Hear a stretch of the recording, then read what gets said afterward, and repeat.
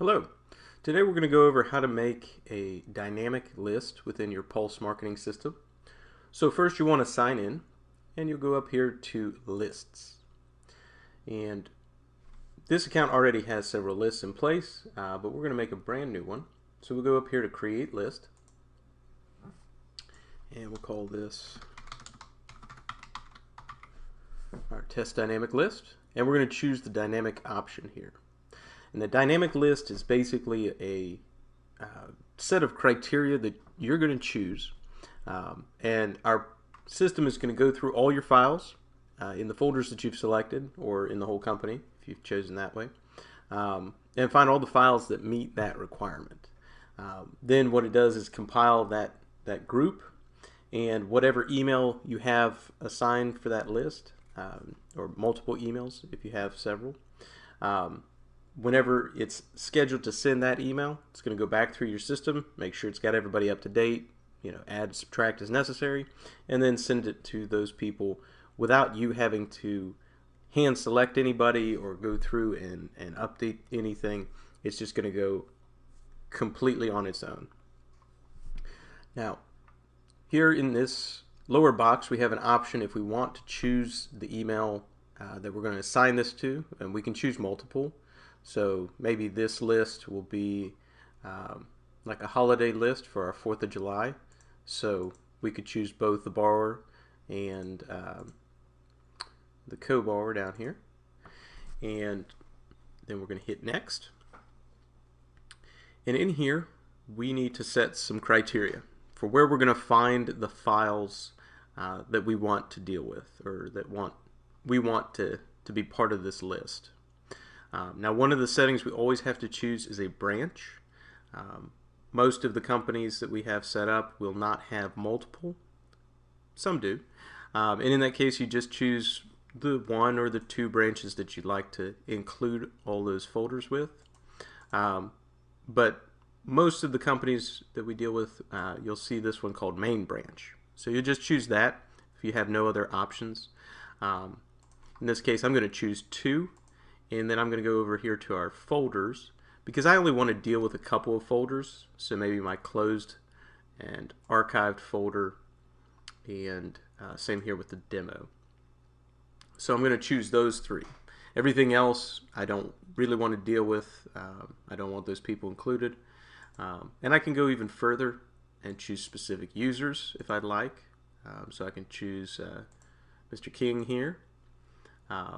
Different options on the programs or lenders and that kind of thing assigned to the files. And I can also do very specific point fields. So maybe I want to look at the note rate. I can just go in here and add a condition, start typing in my box here, and find the field I'm looking for, in this case number 12. And I can look this up by name like I just did. Or if I know the field number, I can type that in as well. And this list will shrink up to show me those that get closest to that field. Then once I've chosen that, I choose any criteria that I want. Maybe I want it less than 6%. And then down here, I'll have to add a formula. Most of the time, this formula is just going to be 1 because we only have 1 line item. So we're just saying that particular selection has to be a consideration or the main thing that we're paying attention to. If you do add other conditions, you can create other formulas for that, where you might say 1 and 2 or 1 or 2, which would indicate 1 and 2 is that both of the items that you have as conditions would have to be together on the file. Otherwise, we just exclude any ones that don't meet both of that requirement. 1 or 2 would say that either one of those is an acceptable thing to take in. So we could say note rate less than 6, or that the close date had happened already, or something like that. So either one of those options would be okay. But you can add multiple conditions if you need, but most of the time people would probably just stick with 1, as it doesn't have to be that complicated. And here the template itself and scheduling that, which you can refer to that video, is where most of the specific setups need to happen for when it has to go out. This spot can be a little bit more general because we're just really trying to get the clients as a mass that we're trying to deal with, not necessarily narrow it down to a very specific time frame for it to go out. So in this case, I'm going to take that away and just leave it as our one loan officer here in those 3 folders that I've chosen, and preview.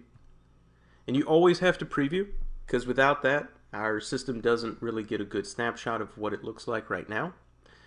So it's kind of prepping it to save, basically. So make sure you always preview, and you should get some sort of result, even if it's just one file. In this case I have 13, and that's good enough, so I'm going to hit save. Now that list is locked in, and I can go use it for other emails. If I want to delete it, I can do that, but I have this list already in here and ready to go. It is automatically turned on upon creation, so if I find that I don't want to use it at some point, I can just turn that off, and this group of people, no matter where it's assigned, stops getting emails as part of this group. It's a part of other groups, then we're not going to stop emails going to them completely because it's just this group that we're dealing with. But pay attention to this as well, because that's a way that you can kind of control your lists as well.